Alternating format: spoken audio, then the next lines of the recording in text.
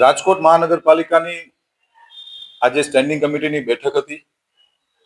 આ બેઠકની અંદર રાજકોટ શહેરના 18 વોર્ડના અલગ અલગ વિભાગોના વિકાસ કામોની આજે દરખાસ્ત આવી હતી. કુલ 67 દરખાસ્તો હતી આજની સ્ટેન્ડિંગ કમિટીમાં અને કુલ મિલાવીને વાત કરીએ તો 1,75,60,98,186 કરોડના ખર્ચે, એટલે કે 175 કરોડ 60 લાખ રૂપિયાના જેવી માતબર રકમના ખર્ચે રાજકોટ શહેરના અલગ અલગ વિસ્તારમાં અલગ અલગ વોર્ડની અંદર અલગ અલગ વિભાગોના કામની આજે સ્ટેન્ડિંગ કમિટીમાં દરખાસ્ત આવી હતી, જેને અમે લોકોએ મંજૂર કરી છે. ખાસ કરીને પત્ર નંબર 6 છે, પત્ર નંબર 7 છે.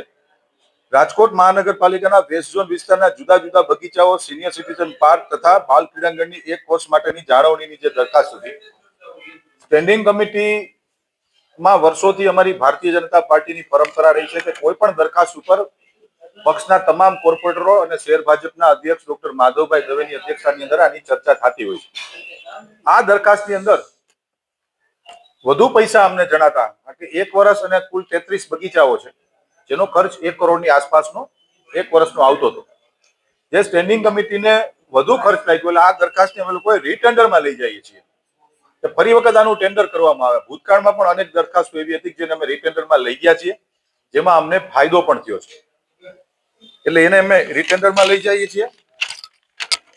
પછી ક્રમ નંબર 18 વોર્ડ નંબર 10માં આવેલી નવી વોર્ડ ઓફિસ બનાવવાનું કામ છે, ત્યાં એમાં સ્થાનિક લેવલે વિરોધ આવ્યો છે. સ્થાનિક સોસાયટીએ જે વિરોધ કર્યો છે, દરખાસ્ત રદ નથી કરતા. અમારા પાર્ટીના કોર્પોરેટરશ્રીઓને પ્રમુખશ્રી દ્વારા સૂચના આપવામાં આવી છે કે સ્થાનિક લેવલે લોકોને સમજાવીને આ વોર્ડ ઓફિસ બનાવવાનું કામ, કારણ કે આ બજેટની યોજના છે મારી, તો આ બજેટની યોજના સાકાર થાય અને વોર્ડ ઓફિસ, આધુનિક વોર્ડ ઓફિસ આપણે જ્યારે બનાવતા હોય ત્યારે લોકલ વિરોધ આવ્યો પણ એ પેન્ડિંગ રાખી છે. લોકલ લેવલે સમજાવી અને આવનારી સ્ટેન્ડિંગમાં અમે લોકો આના માટેના પ્રયત્ન કરી રહ્યા છીએ. ક્રમ નંબર 51 રાજકોટ મહાનગરપાલિકાની હદમાં આવેલ મંજૂર થયેલ પ્રારંભિક આખરી રચના યોજના અંતર્ગત વાણિજ્ય વેચાણ હેતુ માટે તથા રહેણાંક વેચાણ હેતુ માટેના અલગ અલગ પ્લોટનું ઈ ઓપ્શન, કુલ 5 પ્લોટનું ઓપ્શન હતું, એમાંથી 1 પ્લોટ મહાનગરપાલિકા દ્વારા સેલ કરવામાં આવ્યો હતો, જેની નીતિ વિષયક દરખાસ્ત જ્યારે કોઈ પણ બિડર હોય છે, બિડરે જ્યારે કોર્પોરેશનમાં ભરવાના પૈસા 10% થતા હોય એની દરખાસ્ત આવી હતી, એ પણ હાલ પૂરતી અમે લોકોએ નેક્સ્ટ સ્ટેન્ડિંગ સુધી પેન્ડિંગ રાખી છે. અને ક્રમ નંબર 57 રાજકોટ પ્રાણી ઉદ્યાન મુલાકાતી પ્રવેશ દરોમાં સુધારો કરી અને લાયન સફારી પાર્કમાં પ્રવેશ દર નક્કી કરવા અંગે પત્ર હતો.